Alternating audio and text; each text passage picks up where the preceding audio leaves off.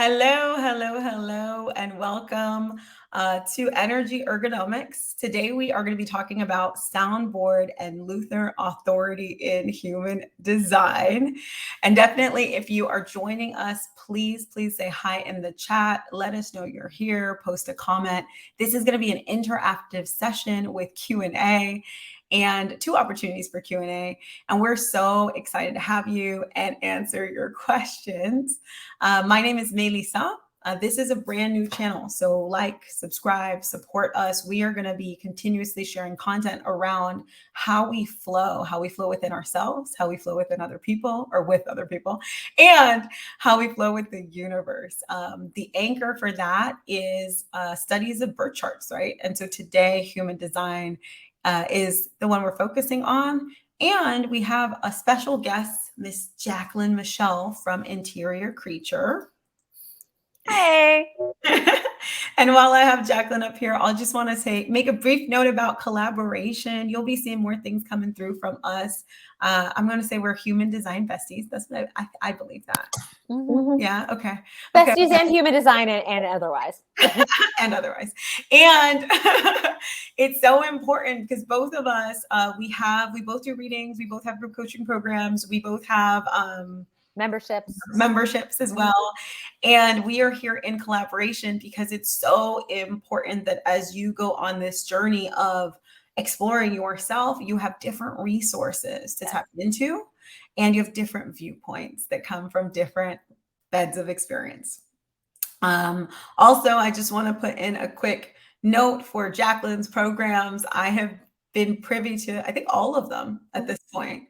Either in their birth or, Yeah, and I'm getting ready for Catalyst next. And so definitely check her out. She's Mélissa triple approved. And with that, I will let you start. I see we have some viewers on. So definitely, if you are here, say hi. If you can hear us, say hi, comment, let us know that that you can see us. Let us know where you're from. Let us know if you have Soundboard or Lunar Authority. And yeah, I'm going to pass it over to Jaclyn. Jaclyn's going to speak briefly about each of the authorities. And then I'm going to come in with some action activities, things that you can do to really get in flow with your specific authority type. Awesome. Authority, not type. Authority, kind of authorority. Yeah. I'm working through that, y'all. It's okay. My open throat is rubbing off on you. I'm sorry, I jumped the gun a little bit with the pulling up my PowerPoint. I'm a 1-3. PowerPoint is my love language. I'm a big nerd in that way. But I thought I would tell you just a little bit about myself, and about my offerings before we dive into Sounding Board Authority, which you also may have heard of as either mental authority or environmental authority. We'll talk about why that is in a moment. And then we'll also talk about Lunar Authority as well. So we'll kind of talk about them back to back. But as Mélissa said, my name is Jaclyn Michelle. I built the website Interior Creature back in 2018. I've been on this journey with human design for a while. Short version of the story is I worked in a corporate capacity for about 15 years in education, both in the public and then the private sector, and kind of lost who I was in the process of doing all the things that one's supposed to do to be successful, like climbing that corporate ladder. My job basically ate my life. And I was so burnt out and so disconnected from who I was that when I ended up quitting that corporate job, not only was my body kind of in a sense of just overwork and burnout and stress, but I did not remember who I was outside of what I did for other people. And so when I was a kid, I was really into things metaphysical, esoteric. I was the kid sneaking out books from the library on tarot and astral projection and astrology, sneaking them under Sweet Valley High and the Babysitters Club. I thought I was being slick. My mom was like, "No, we knew you were witchy since you were little." But anyway, I was looking for a modality that would kind of bring me home to myself, that reminded me of things that I was naturally drawn to even as a child. And human design ended up being that system. So human design basically gives you an energetic map of who you are and what you're here to do. And that map for me, really gave me my life back and helped me come home to myself again.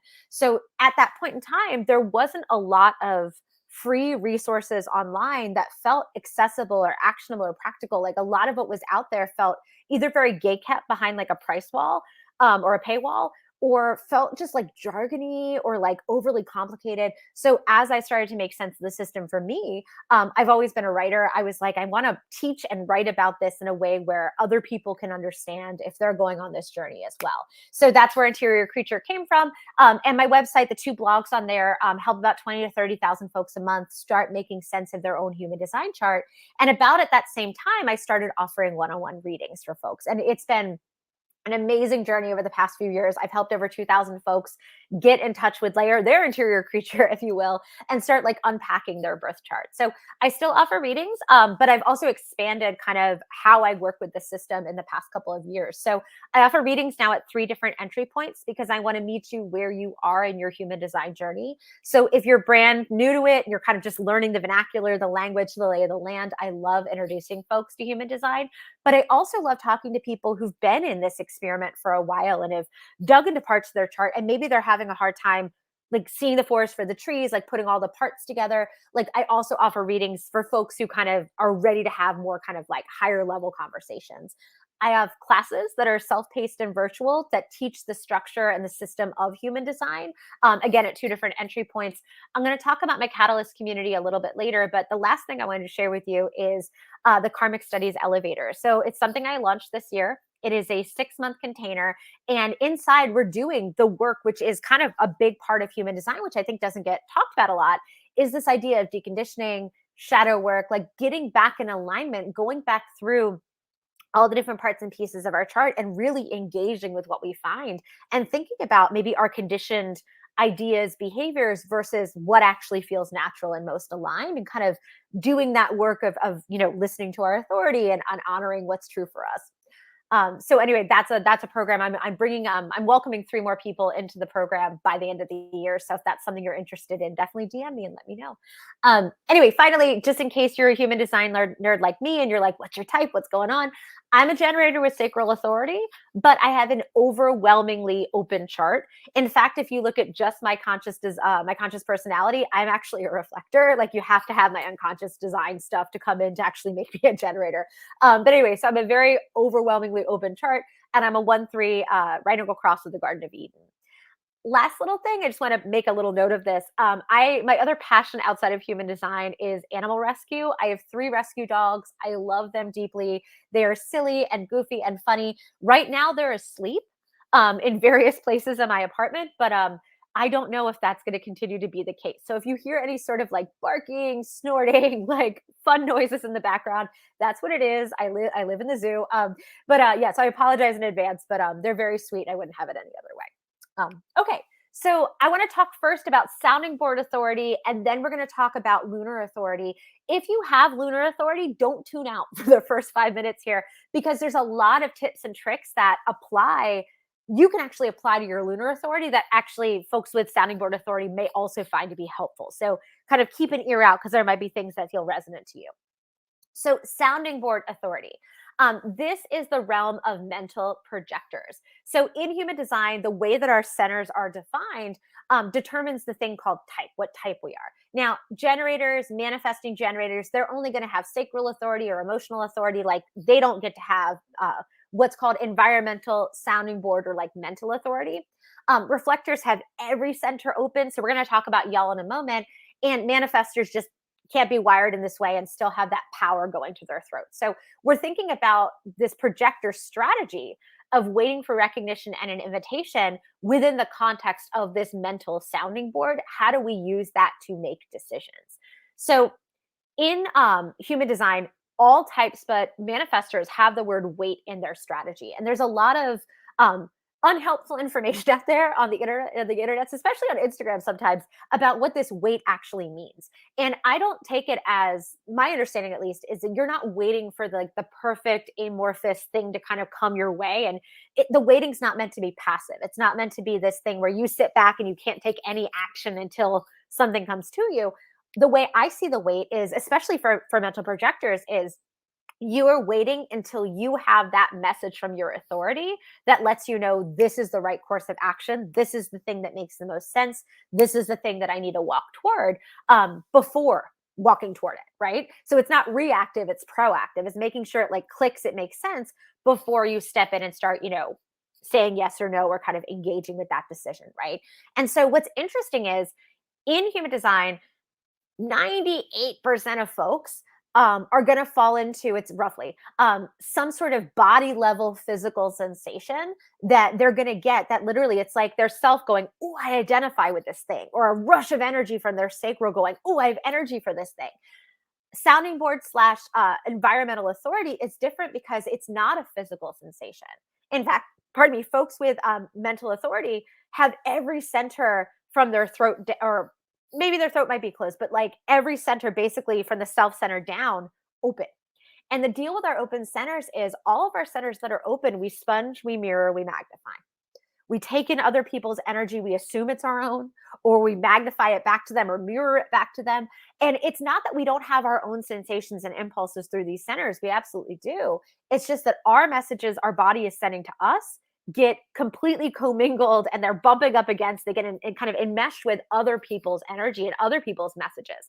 So for folks who have, say, sounding board authority, you might be struggling with a big decision, say career wise, say you got offered a job and you're talking about it with a colleague. If you have a colleague who's really emotionally invested in you not leaving that company, it's possible to feel their emotions in your body and have that cloud your decision making. Like you might think it's your own. So that's one of the reasons why this strategy is sometimes referred to as environment authority or environmental authority, because the thing that a lot of human design language focuses on sometimes is the deficit, not the asset.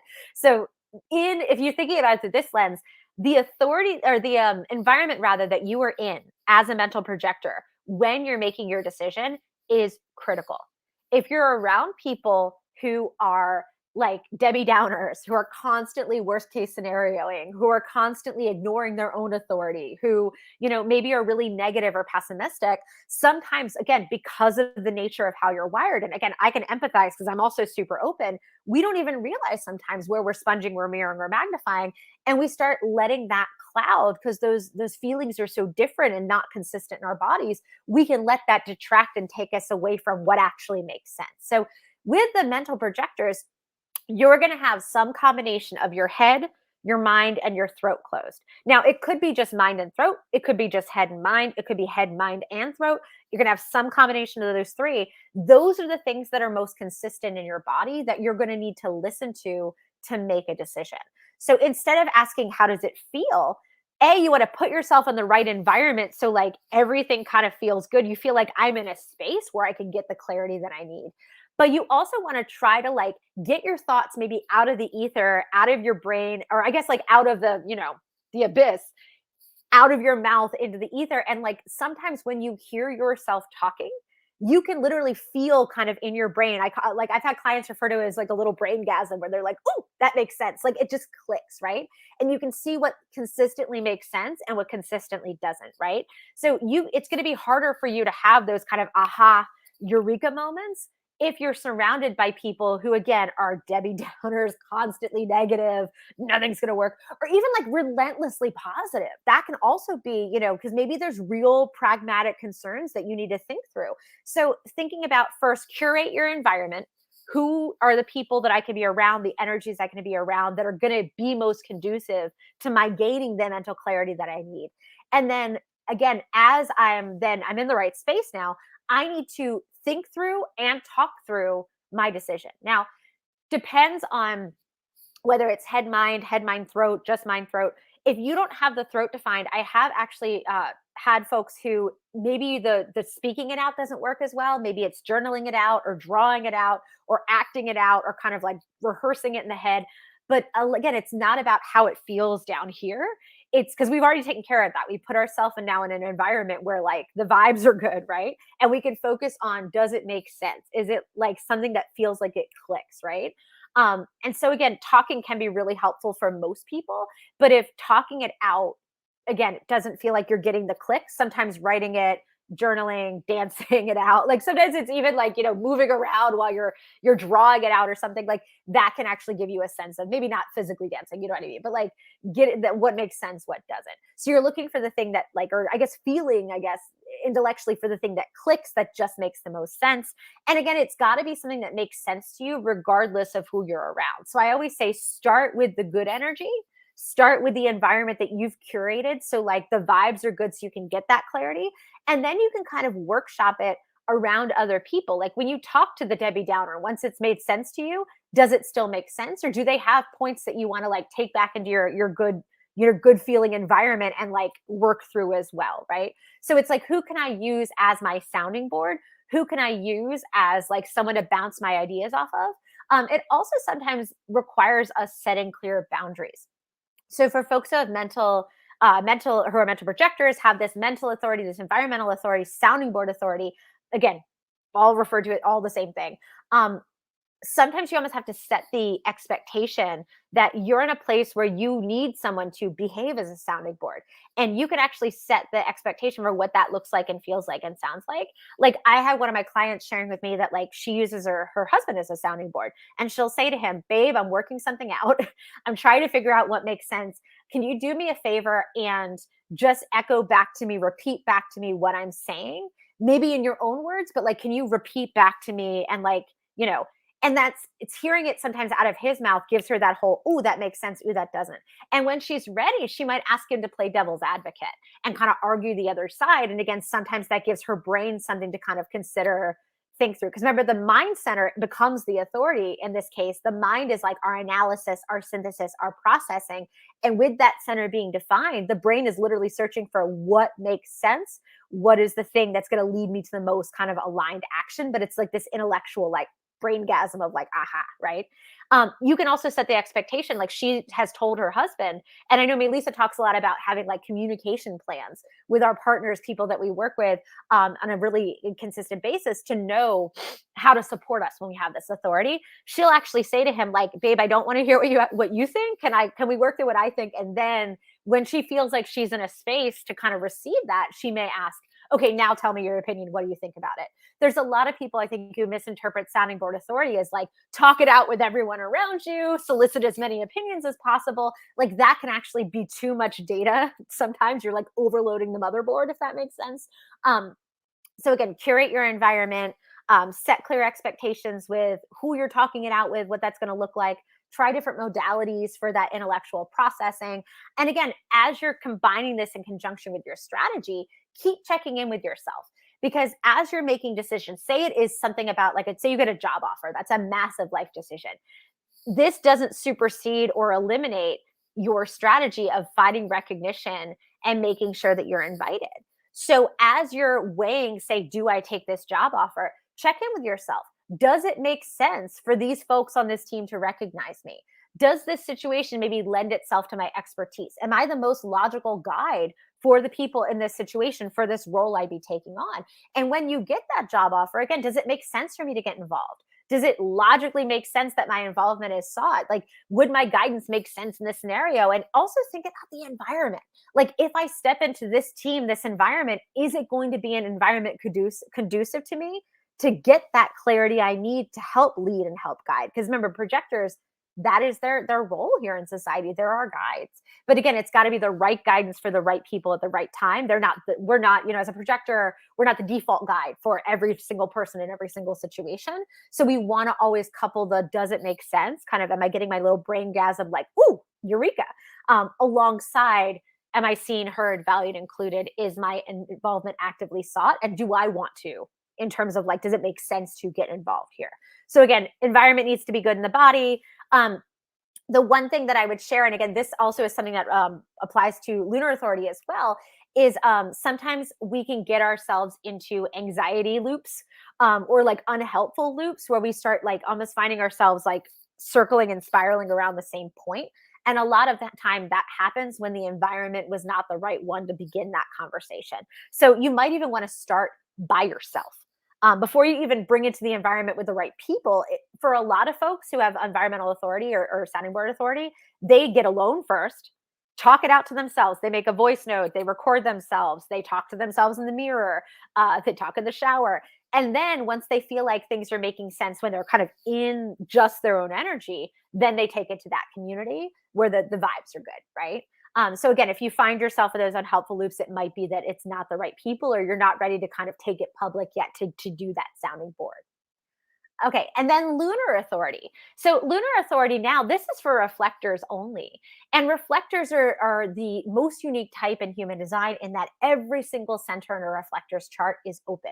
So this a lot of times is referred to as having like no inner authority because there isn't any one center in your body that's consistent enough to be your guide to make your decision. So for you, environment is also ridiculously important. I always tell my reflectors that like you need to be a curator of who you allow access to your energy. I like to say, think about it like your VIP room. Like if I got in my 20s back when I was a little party girl. I ended up at a lot of clubs in New York where they had like a little swanky VIP room. And I always have to remind people the VIP room is small. It's small because like not everybody is meant to be in there. Now, granted, in a club, it's based on like, you know, a lot of aesthetic, silly things.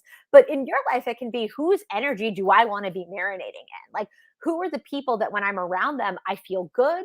I'm surprised and delighted by the decisions I'm making. I don't feel consistently disappointed in myself. I don't find myself mirroring back behaviors that don't feel good in my body or attitudes that don't feel good in my body. And so the waiting in the strategy is giving you that breath and that space and that time to feel into the totality of your energy. And that's why the strategy is waiting an entire lunar cycle to make a big decision. Now, we're not doing this for decisions like, do I have coffee with this person?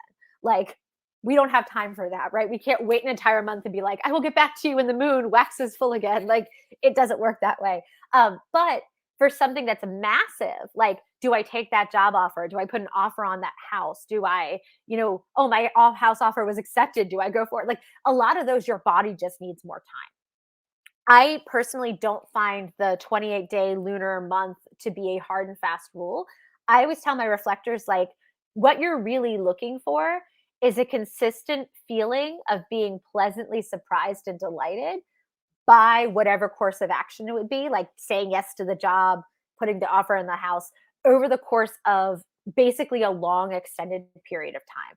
So the way that reflectors are different than the other types in human design is they're considered to be lunar beings. So the rest of us, projectors, manifestors, manifesting generators, we get a lot of, we're heavily impacted by the solar transit. So every day, every one of the planets in our like little solar system is moving through the heavens and moving at different paces, different speeds in their orbit around the sun, in their rotation around the sun.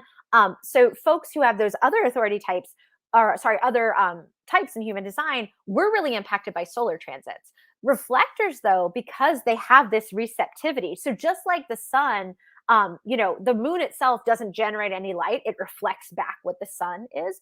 Lunar authority for folks who are reflectors, because they're so open, they're not generating any, you know, they're not impacting the people around them. They're being impacted. They're that receptor of all of that energy, right? And so we want to track the lunar transits. So one of the things I always tell my reflector folks to do is looking at where the moon is right now and just know the moon changes sign, or I guess gate rather, in human design every half a day or so. The moon is going to move through every single gate in your chart over the course of a month. And so you can decide, like if you, for example, this is the chart from one of my reflector clients. If you go through and take a look at where your energy is concentrated, like say the moon was sitting in gate 44 when the decision came up, and you know the moon rather moves counterclockwise around the chart, like you wait 20, 15 days, like you've gone through the majority of your gates, you've got this big gap over here, like you don't have to wait the full 28. So I know I'm getting a little bit in the weeds here, but you're basically giving the moon a chance to sit and illuminate and like reflect light back into each one of the gates you have activated, so you can experience the decision through the lens of that gate's energy. So like through the lens of your creativity if it's gate 1, through the lens of your sense of timing if it's gate 9. And again, it's just giving yourself the breath and the space and the time to figure out like what feels good in my body the most consistently. And one last piece of advice I always give my reflector clients is to take a look at your chart and look at where that energy is most concentrated. Like, where do you have the most gates lit up? Because those are the centers that you might actually get clearer, more consistent messages from over the course of that month. So in this chart on the screen, for example, the self center in her chart has 4 gates activated, whereas, and the heart's got 3, which is pretty good considering there's only 4 gates in the heart center to be activated. So the advice I gave her was think about what you want and what, you identify with as a lens through which you're looking at what feels consistently good over the course of the month. Those have the most energy concentrated there. So they might actually give you clearer answers than like that one lone gate sitting in your self center or the one lone gate sitting in your spleen.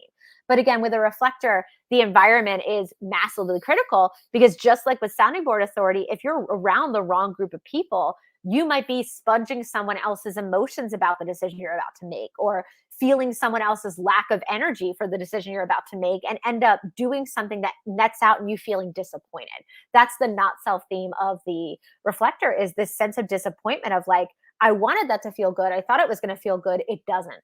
And so now I'm disappointed. So we want to make sure for small decisions, you can go with what feels good in your body right now, as long as you're in company who has energy you want to emulate. And then for massive decisions, give yourself the gift, if possible, of allowing the moon to transit enough of your chart so you have a clear sense of what consistently feels physically good.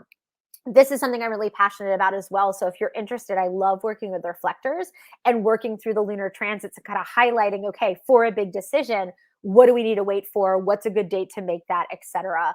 Yeah, those lunar transits are really, really important for folks with this authority. So I'm going to go ahead and stop sharing my screen. Yeah, questions, feelings, thoughts, concerns, wonderings. Yeah, so definitely, if you have any questions, let us know. We fully expect that this will be a smaller group, just given the percentage of these. And so Yep. if we don't get any questions, we'll go ahead and chat between us two. But if you have questions, I do see that we've got 1 or 2 of you here. So if you have questions, post them in the comments. Know that you can reach us at Curly Executive, at Interior Creature. These are our Instagram handles. And I'm about to go through a whole set of ways that you can activate these different authority types. But first, I would love Jaclyn to talk a little bit about Catalyst as we see if we have some questions coming through. Yeah. So Catalyst, I have the 2 membership communities, my Karmic Studies, which is that really intense deep dive into the charts. But Catalyst is a community that I built because one of the things I recognized is when I was kind of first starting my own kind of spiritual journey, spiritual awakening when I was younger, it felt very lonely. Like I remember I was sharing with you, like I'd hide the books on tarot. Like I didn't have people to talk to about these things that I was like blossoming and all lit up about. And I know that's the same for adults as well. Like sometimes when you find these modalities, it's like, who can I talk to about this? So Catalyst is a community for folks that are in various places on their spiritual journey. So Catalyst Spark is for my folks that are just kind of like dipping their toe in, figuring out what modalities feel best to them. They're exploring things like astrology, like tarot, like human design, etc. And they want to be in community with other folks who like are just beginning their journey as well. So they can have kind of parallel conversations and like, find people that are also nerdy about the same things that they are. We're having our first workshop actually tomorrow for the Catalyst Spark community. It's birth chart basics. So if you're new to human design and you're like, I've tried to look at this chart, I don't quite know what all these parts and pieces mean, I'm giving like an intro level talk on like, here's how you read a chart. Where did all these parts and pieces come from? How do you understand centers, type, strategy, authority? So we're going to be doing that tomorrow. And it's like a monthly membership. We meet monthly, we have monthly workshops, and we have a monthly book club. Catalyst Fire is the other wing of Catalyst, and Catalyst Fire is also to build community. So I've been in 2 places. I've been in that kind of, I'm just stepping into my practice. Where are my other witchy folks at? I've also been in that place where I'm like, okay, now I'm really into my practice. Who can I talk to that also is deep into theirs? And we can have nuanced, deeper, more parallel conversations in that way. So Catalyst Fire is just for folks who are a little bit more seasoned, a little bit, deeper into their practice, who want to like take these tools and start using them in different ways. So it's less on like building the knowledge. It's more on utilization and practical kind of action. And again, we meet monthly. We have workshops. We're going to be digging in this month into like how we do shadow work with the aspects of our human design chart. We're going to be digging into various kind of parts and pieces from there. So it's just a different kind of entry point, but we come together in community for the book club. We're going to be doing The Dark Side of the Light Chasers by Debbie Ford this month, which I'm really excited by. And yeah, so you should check it out. interiorcreature.com/catalyst. It's a little slash that goes this way.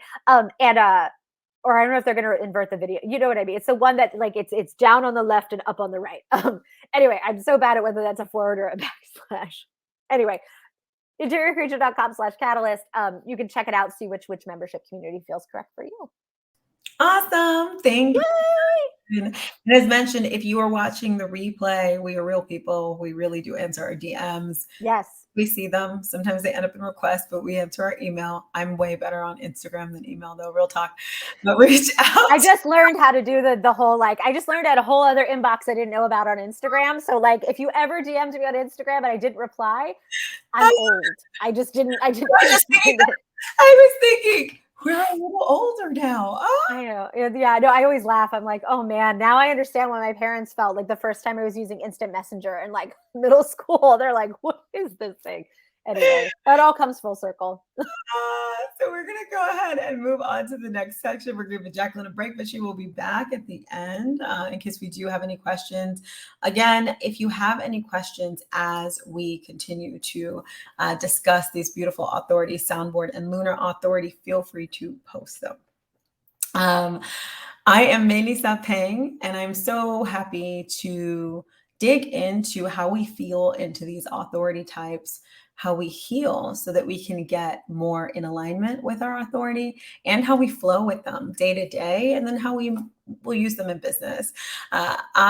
Just a little bit about me. I also had a whole corporate journey. I spent a decade in corporate as a director of marketing in very large corporations. So we're talking about the NBC Universals, Macy's, Procter & Gamble's of the world.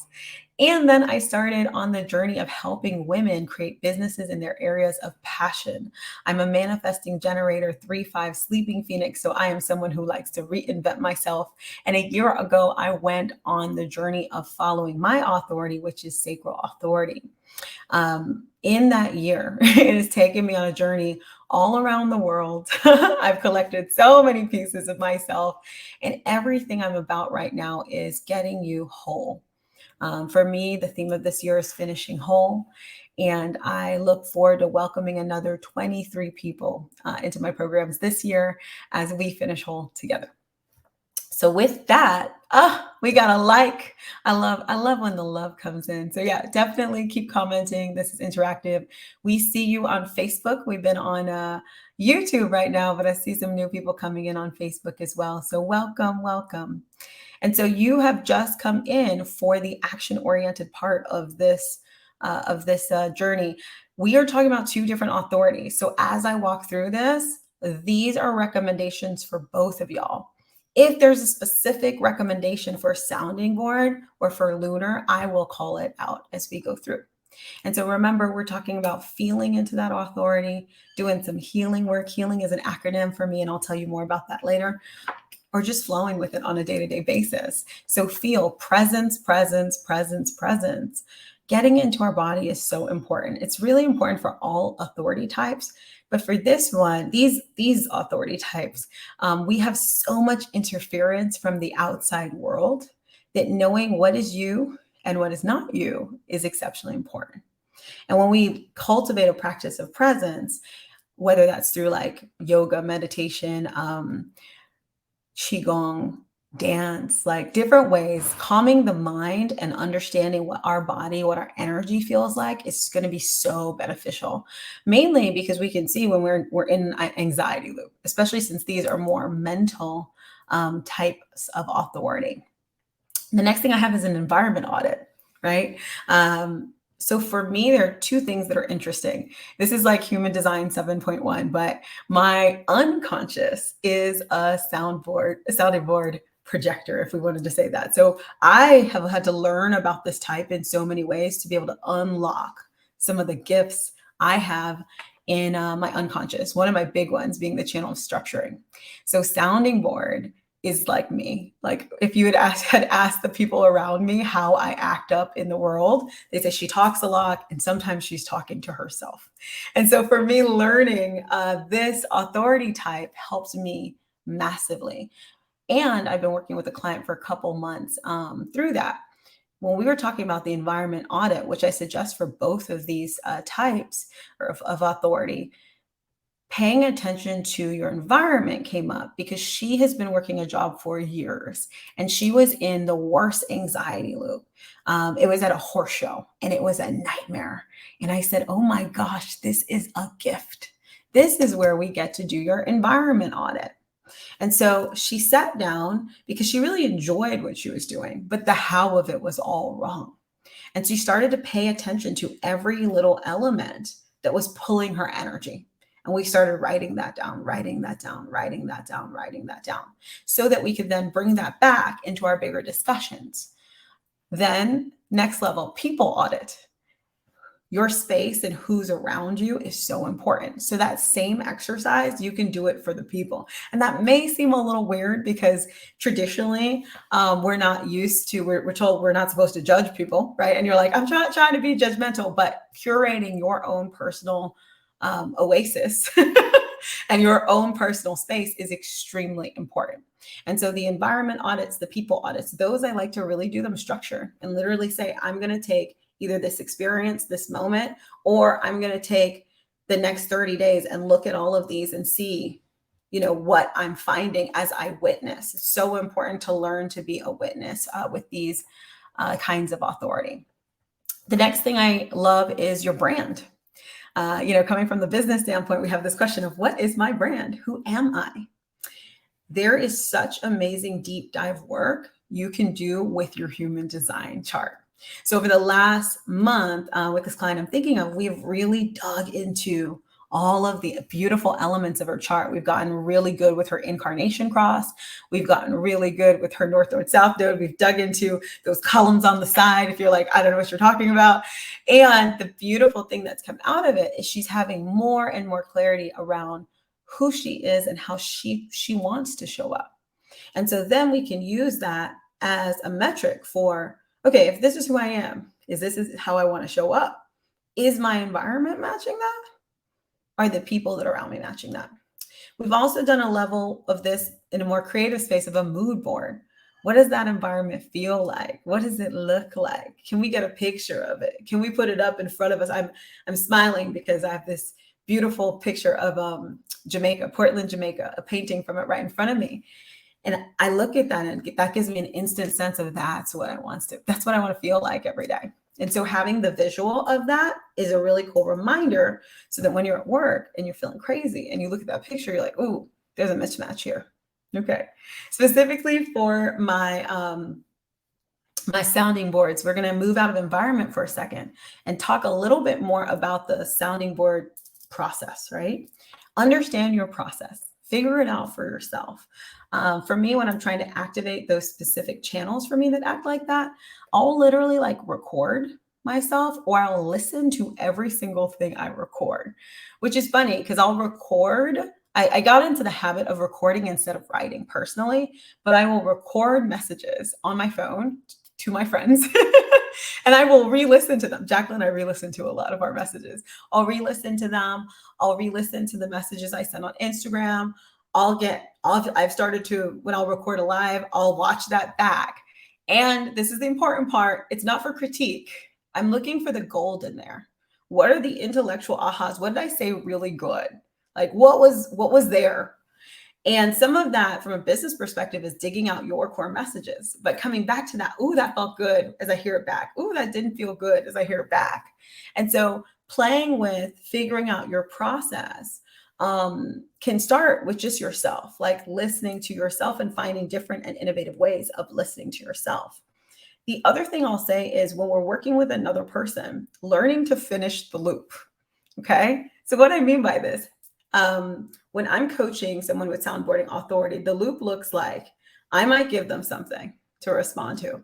Then they will say something back, right? And then there might be an aha there, and we'll talk there might be an aha there, but there's also that repeating it after the fact that's really helpful too. And so sometimes I'll also talk and then it's a reflected back in your own words. So even when we'll get to a breakthrough or what seemingly is a breakthrough, we won't just leave it there.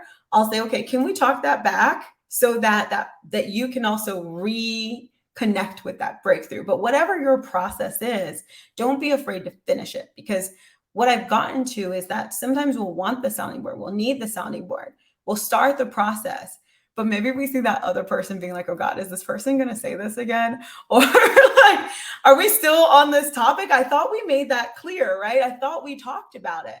But sometimes you need to roll it back one more time, and having communication about that is extremely helpful. The other thing I recommend in terms of feeling this is a coach, right? So sometimes we can't find a friend or a coach, right? But either or, make sure the person that is there is not trying to infuse a certain thing for you. So if you're looking for a coach, I like to find coaches that aren't in a specific method, in a specific area, who aren't trying to teach you a specific skill, but are trying to help you find you. And who come in from a neutral standpoint of like, I don't have something I'm trying to put on you. Now, that's a little work to find that person, but when you do, it's gold, right? And sometimes that's in a friend, but I like the idea of bringing in a neutral party. And the reason why is because your friend comes with bias, period.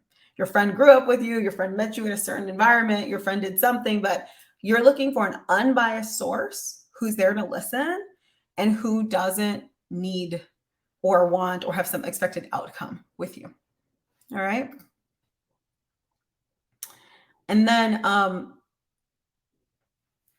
now going back to both types, creating your norms. Like, what is your ideal schedule? So when we come back, ideal schedule, ideal environment, creating your own norms.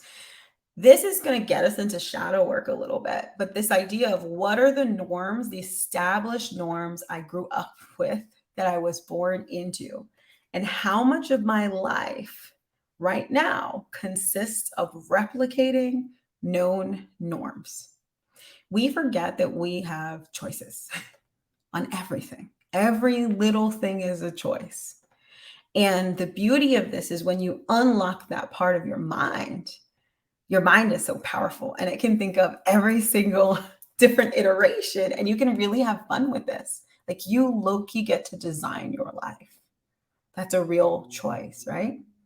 Now, there are some things that come with that, but you have the choice. And so what are your norms that you're going to say, these are the ones for me? That gets us into heal. Heal is my framework for shadow work, abundance work. For the deep, deep shadow work, hit up Jaclyn. We're going to go in a very strategic way with our shadow work, is what I would say. Now, human design will take you wherever you need to go, but we start with a purpose of creating and building your wonderland and sometimes working on business. And so from a heal perspective, we hold space, right? Hold space for our emotions, hold space for our conditioning, hold space for our feelings. Then we expand into a vision of what's possible for us. Then we figure out what the aligned actions are, and then we learn how to surrender, because like I said, your authority is going to take you where you need to go, and it may not be where you think we're going.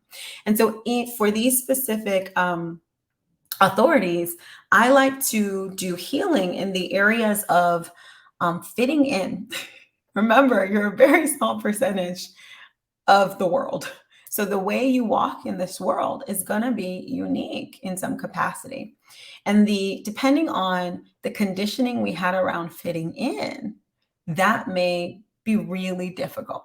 I know for me personally, beyond the whole being like a Black woman in America and growing up and being in spaces where people didn't look like me, act like me, etc., there was kind of another piece of, I was very in tune to like seeing things. And then I had this channel of structuring that I didn't know how to use. And I would tell people what I saw. And so from a very young age, 7 actually, I remember crying to my mom, I don't have any friends, Mom. She would say, your friend is the library. That was my mom for you. Your best friend is the library, right? And I would just like, I don't want the library, but I would cry and cry and cry because I didn't fit in. I didn't have any friends. And so much, and this has been like actually a really fun theme in my life for a while, but I can honestly tell you that so much of that was me not understanding my design and me wanting to have friends in the way I believed friends would be attracted to me. Since I've embraced my design, my whole world has changed. I low-key, I was telling Jaclyn, I was like, I don't know if I can handle another friend, right? Like, because I have deep, deep friends now, and I'm like, I don't know, can I do this? Can I take this on, right?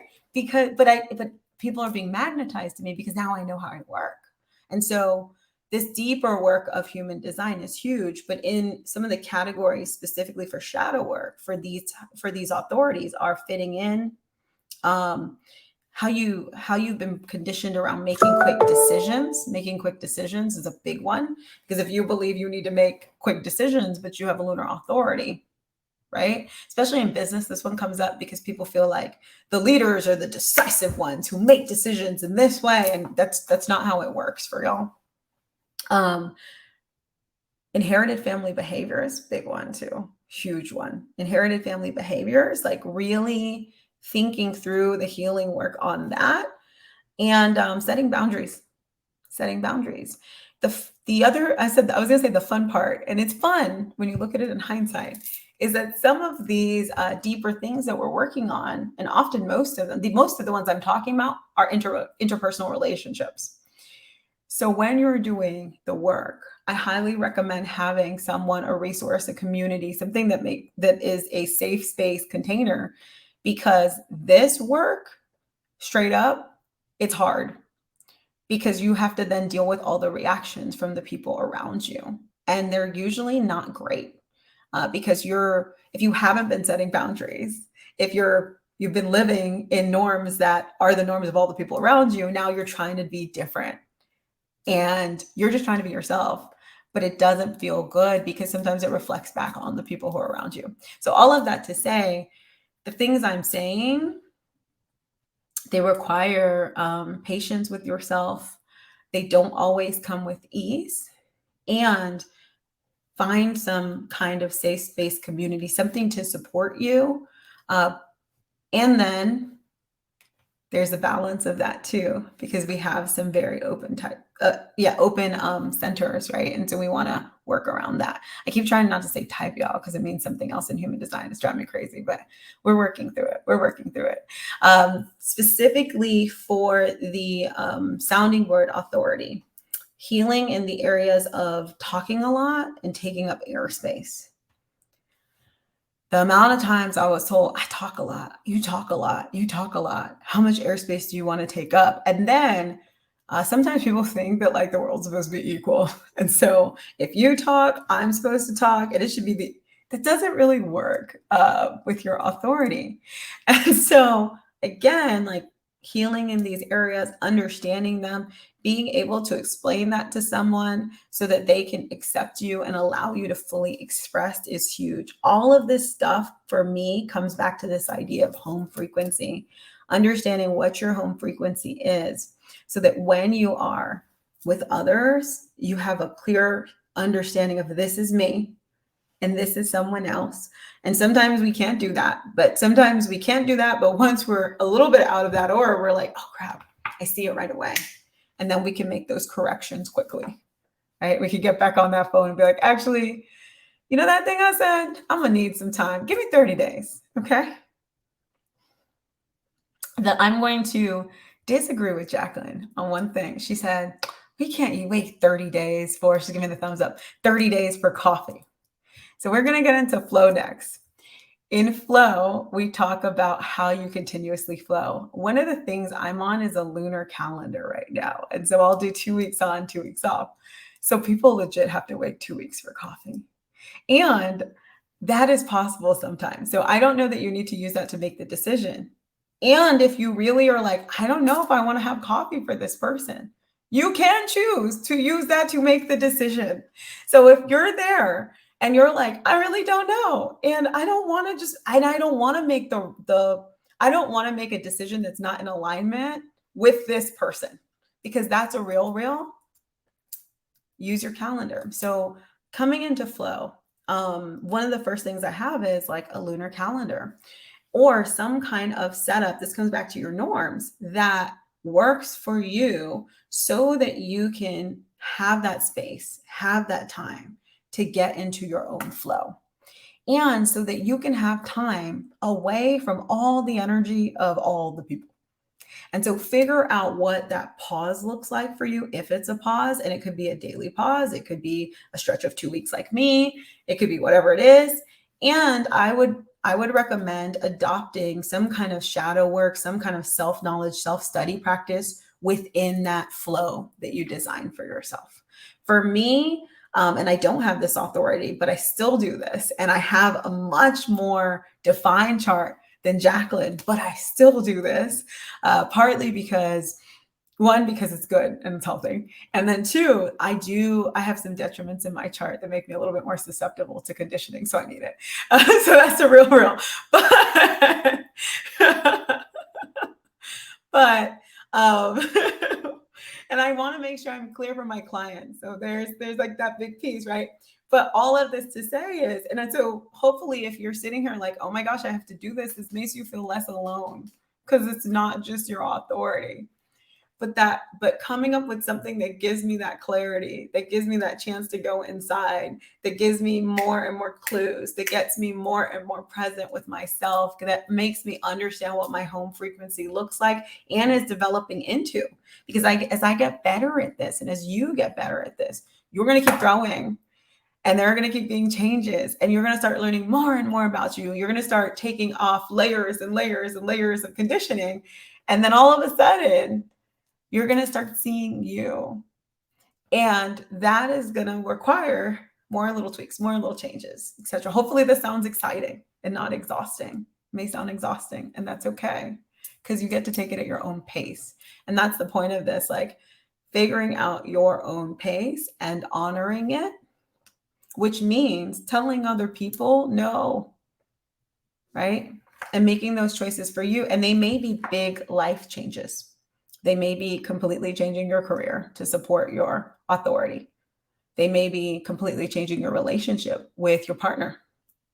Love letter to your authority, right? I love this one. I use this one all the time. Write a love letter to your authority, because this is something that you're going to be living with for your whole life. And you want to start cultivating a loving relationship with it. And so I like to do it by first writing how I truly feel, right? And then, like, hey, authority, I hate you. If that's the real. I hate you right now.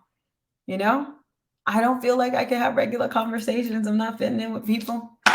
It's stressing me out, right? I'm not well received. How do I work through this? And then rewrite it in expansive languages. I love you. You're an amazing filter for me. I don't have to sit around with shitty people all day. I get to design my life in the way that I feel is most fit for me. I've learned how to cultivate an environment of peace for myself that most people don't have. And I don't have to stick to the norms that everyone has, whatever it is, right? Created an expansive language for you. You might need to read it in your times of distress if you have them. But the idea is that we're going to cultivate this relationship with our authority and learn to love it and learn to work with it. Cultivating surrender. Surrender is a big one with these, right? Surrender and patience, the patience to wait for that epiphany, if we want it to feel like, sometimes it feels like an epiphany, the clarity to come through, right? Knowing that that's coming and learning that surrender. Some of that for me, it's been a lot of finding people like, people that I really admire that work in this space. Some of that has been more of those presence practices, right? The yoga, the qigong, etc. Communication, clarity. So in this one, it's like, I need to let everyone that I'm interacting with on a regular basis understand how I communicate, understand my flow of decision making, so that they can give me the grace that I need so that we can work together. And so that's a big one. And if you're entering in business partnerships, that's a huge one. Have a plan for the timing. Have it be clear with them that this is just how you work. And people will accept that. I thought it was going to be very scary when I rolled out the 2 week. Not at all. They were just like, oh, okay, that's what you're doing now. Cool. But they accepted it. I changed my Calendly and we're good. right? Even with like group coaching clients. And they're like, oh, that's good. I'll have time to implement. Cool. That'll be great. You'll be better for me, right? You'll be better for other people when you do this. The other thing I have is, so from a business standpoint, the coach thing we talked about, planning for timing, we talked about understanding your key messages is a big one, right? So as you're doing this work, collecting the things that are key for you. That one, I have that specifically for my sounding board, but that's for everyone. And then specifically for my sounding board authority, don't forget the invitation thing is a thing. So this is not just your authority, but we still have to remember your strategy. And so what I like to do, I'm typically a like in the moment person at all times. Jaclyn will tell you. But what I will do with my soundboard authority, and this is relevant to, I think, for lunar authority and just for anything, I will take a moment to project in the future just so that I can figure out what are the clarifying questions that need to be asked. Because having this clarifying question piece is really relevant to get the questions that you need or the data that you need, so that when you're going through, whether it's your mental process or that weight process, you have some data that will give you kind of additional clarity or at least something to respond or react to. All right. So those are all the tips in the areas of feeling into your authority, doing some healing work, and then flowing with it on a day-to-day basis. I don't know if I've said it yet in this session, but if you registered with email, so if you're coming, I know we have some people joining on Facebook. If you're just coming through this way, definitely register with email. You will have to, type in your email and your specific authority. You're going to get a guide that has all of this written up. And we're going to bring back Miss Jaclyn. Anything to add, Jaclyn? I love how you framed all of that. If you have your head, your mind, your throat, any combination of those closed for sounding board authority, I've been building shadow work guides for all the different centers. So right now they're free. They're up on the Karmic Studies blog, and head, mind, and throat are all there. One of the things I was thinking about, because like, as you were talking, like the conditioning we receive about the sound of our own voice, the conditioning we receive about our ability to communicate, the conditioning we receive about how smart we are, our relationship to the word intelligent or stupid, like all of those can be such massive either barriers or obstacles or things we need to kind of untangle to be able to like really honor this as our authority. So just like remember when I was talking about sacral authority, I was like, I think I'm dead inside. I don't feel it. Like I have met folks with that are mental projectors that have been like, I don't know if I trust my brain. Mm-hmm. And it's like, we got to cultivate that trust. So that would be a good place to kind of start if you're just beginning to like disentangle your idea of, Yeah, that's why I had a big call out around inherited family behaviors and yes, trauma. I didn't say trauma. Yes. That's a one in this one because it's like you're living a conditioned world, and then you have to, it's like to me it's like a double whammy of already being there and then having all of the things laid on top of you. One of my clients was sharing that as a child, like when she would kind of chime in to give her opinion, she was shushed. She was told to shut up. Like, and so as an adult, now that she's trying to use her voice to make sense of her thoughts, like she does, like you start airtime, like she felt like, am I swallowing the air in the room? Am I being too much? And like untangling that was really helpful to kind of, Someone literally told me there's limited airtime in the room. I want to say like a week ago. Oof. And I was laughing because I was just like, yeah, that's not going to work out. Like, and to that environment, I can be like, this is not someone that I can be my best around. Yeah. And you deserve to be your best. And I think that's something to kind of, as a reflector and as a mental projector, you deserve the same amount of grace and agency and time and breath and space to make your decisions as those of us who just happen to have an authority that speaks to us a lot faster. Like same with emotional authority, that stuff can take, folks with emotional authority, it can take weeks, it can take months, it can take years to really know how you feel about something. And the weight is almost like you're worthy of that.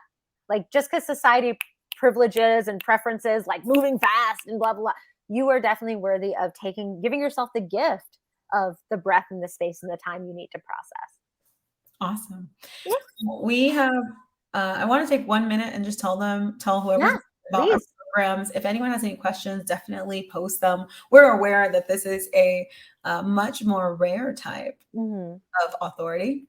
So definitely message us, reach out to us. We will answer questions, and definitely check out our offerings. If you're trying to work through this, this is one that's really helpful to have a guide, a coach, someone that can help you and check us all out from that perspective.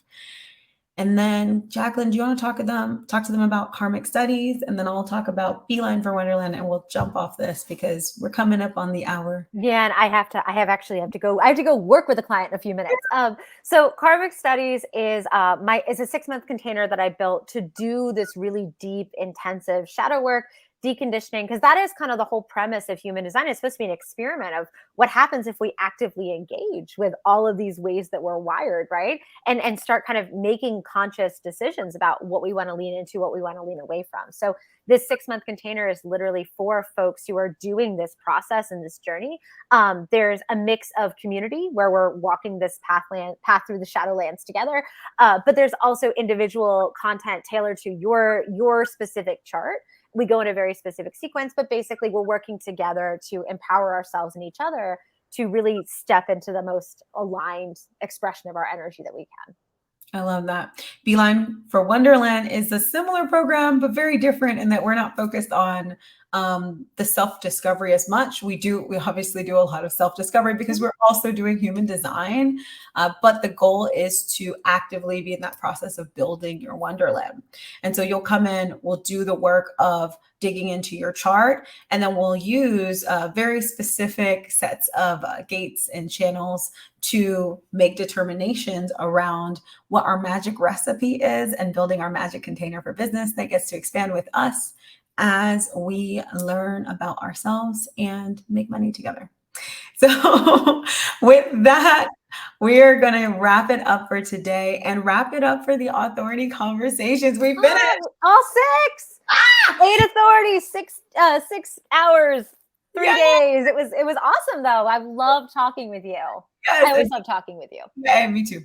And so if you're watching this and you're like, you know what? There's 98% of the world that's different than me, then feel free to check out the other ones because you'll learn so much about how people maybe are responding to you and how you can work better with other people, which is what we're about here at Energy Ergonomics. And definitely like and subscribe. We love you. Have the most amazing day.